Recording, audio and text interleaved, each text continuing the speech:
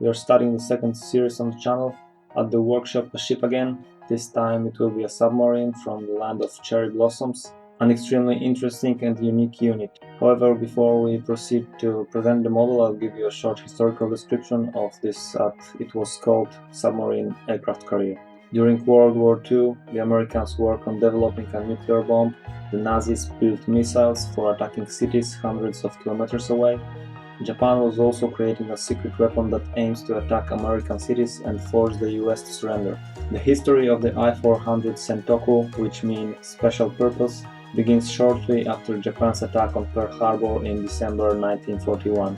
The architect of this attack was Harvard-educated Admiral Isoroku Yamamoto, one of the greatest commanders of the Imperial Japanese Navy, an excellent strategist, the commander of the combined fleet. Despite serious damage that American fleet received during the attack, Japanese command didn't reach the main targets, American aircraft carriers.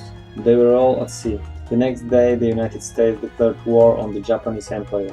Yamamoto knew that he must gain an advantage as soon as possible, break morale and determination of the Americans, because the economic potential of the opponent significantly surpassed the capabilities of the Japanese industry. He developed the secret concept of building giant submarines with a range that allows to operate on very long distance. Except torpedo armament, ships could carry 2 seaplanes. Their task was to attack the bases and main opponent targets. He united the firepower of an aircraft carrier with the stealth of a submarine.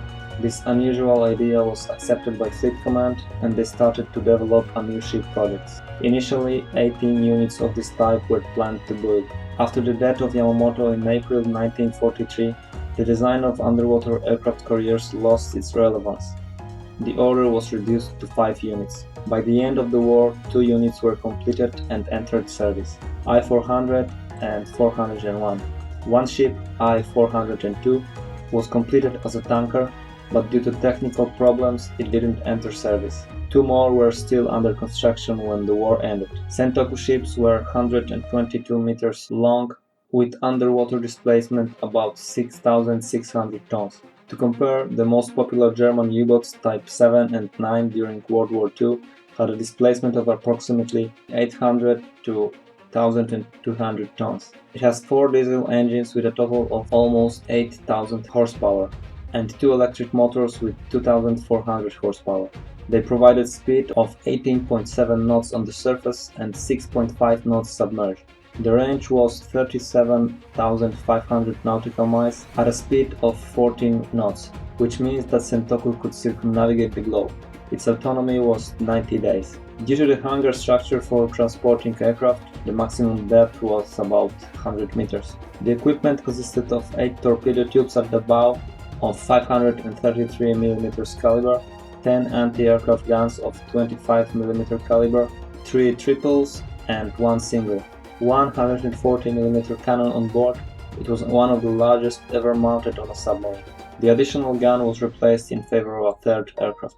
The crew was 144 sailors. Ships were equipped with 2 radars, one for aircraft detection, the other for ship detection, and the RWR system. It was a warning system against the detection of enemy radar. By the end of the war, 2 ships had been completed, I-400 and I-401. They entered service in early 1945. Due to the bad strategic situation, it was planned that, along with several rebuilt smaller submarines, which were also equipped with hangars for carrying seaplanes, they would take part in the attack on the Panama Canal in the summer 1945. However, in June plans were changed. They started preparations for the attack of the American fleet based on Ulithi Atoll. The operation was planned for August. 6 Sirens from 2 submarines were planned to carry out kamikaze attacks on US fleet units. In addition to deepen the surprise, Squadron Commander Arizumi ordered to disguise the bombers with US marking, which was a clear violation of international law. The war ended before the ships attacked. With the ceasefire, the ships were ordered to destroy their armaments and surrender to the Americans. I-400 and I-401, after being taken over by the US Navy, were directed to the Hawaii region, where they were examined and tested. They were sunk near Hawaii. The Americans didn't want to make the ships available for the Soviet Union, who demanded the opportunity to see them. The third ship, I-402, didn't leave the shipyard until the end of the war. After being taken over by the Americans, the unit was sunk in April 1946 as a target. The other ships were never completed. Type I-400 ships had no impact on the course of the war, but its technology was ahead of its time.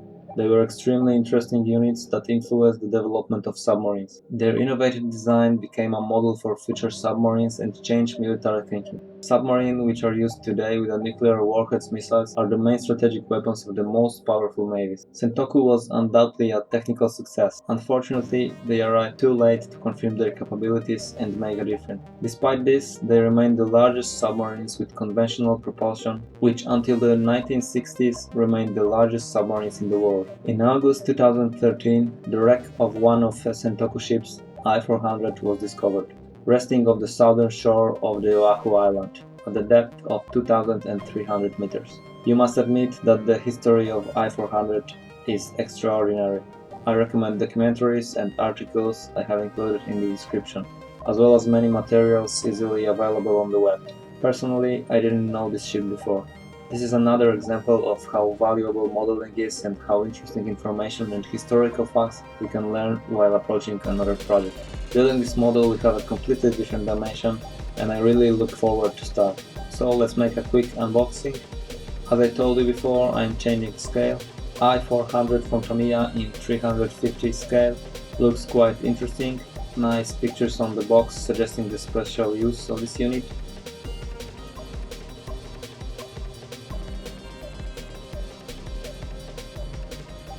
Inside there is a short instructions with the assembly and painting tips in English and Japanese.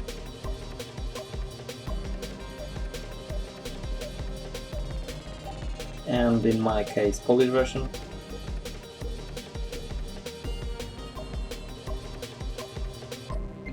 Plastic parts in different colors.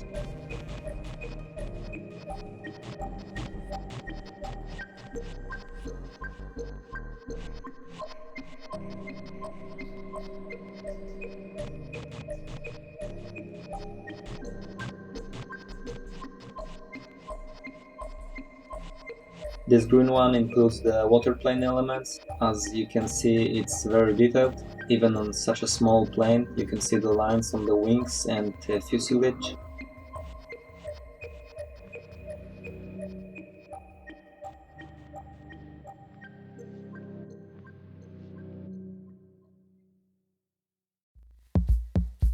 Another ship's elements, plastic parts.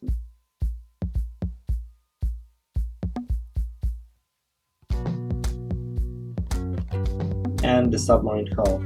Its two main parts are taped. Also very detailed with visible lines and the deck patterns.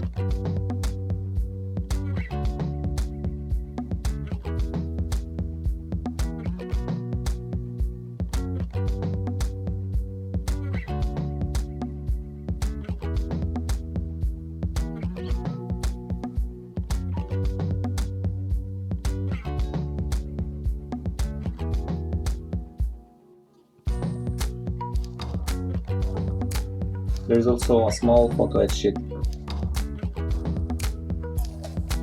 Two metal plates for stabilization.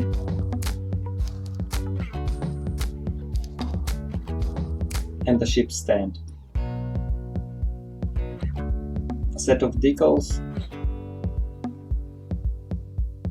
And nameplates. Actually very nice made. Finally, the instructions. It's in English, Japanese, German and French with a short historical review and some interesting facts about Sen Toku and Daiichi waterplanes.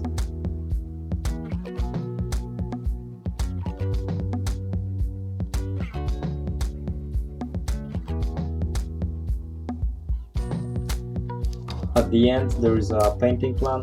Having a quick look, I think that for two main colors I will use spray and the rest will be painted with a brush.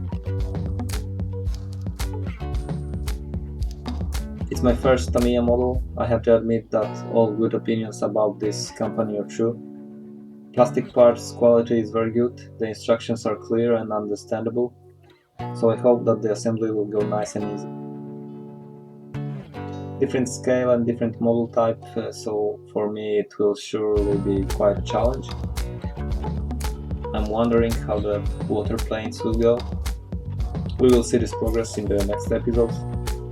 I invite you to watch and comment.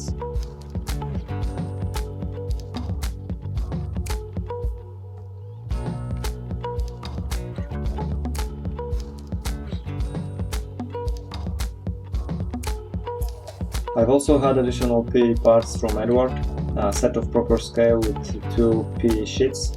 For sure it will improve the quality of Sen Toku. I hope this movie brings you a closer look at I-400 and maybe some of you will start to assemble this kit. So in the next episode I'm gonna start the shipyard walking. Meanwhile, take care guys and keep modeling. Bye.